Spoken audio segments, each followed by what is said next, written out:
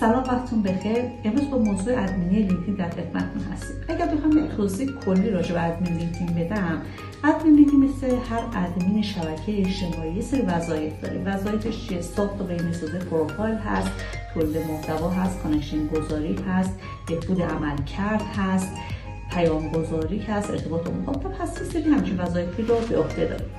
ما از اونجایی که توی خدمات لینکدین رتبه 1 در گوگل سرچ کنسول و توی صفحه گوگل هستیم و 90 تا پروفایل رو برای ساخت راه اندازی و تولید محتوا به عهده داشتیم، خیلی پیام دریافت کردیم از شما که دنبال شخص شرکتی بودیم که بتونه برای شما خدمات ادمینی لینکدین رو به عهده بگیره، حالا به صورت ماهیانه یا به صورت سالیانه.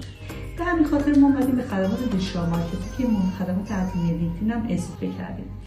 توی خدمات ادمین لینکدین ما 4 تا پکیج داریم.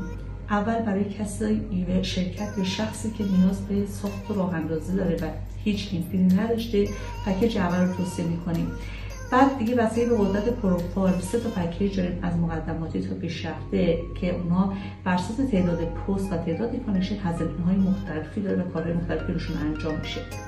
شما میتونید اگر دنبال یک شرکت خوب یا هستید که بتونه به صورت کامل پروفایل شما رو بهینه‌سازی کنه و شما رو توی لینکدین اعتبارتون رو ببره بالا، پیشنهاد ما همکاری با ماست. برای همین من در آخر ویدیو لینک خدماتون رو میذارم. اگر دوست داشتین در خدمتتون هستیم، میتونید ادامه همکاری رو با هم داشته باشیم. موفق باشید.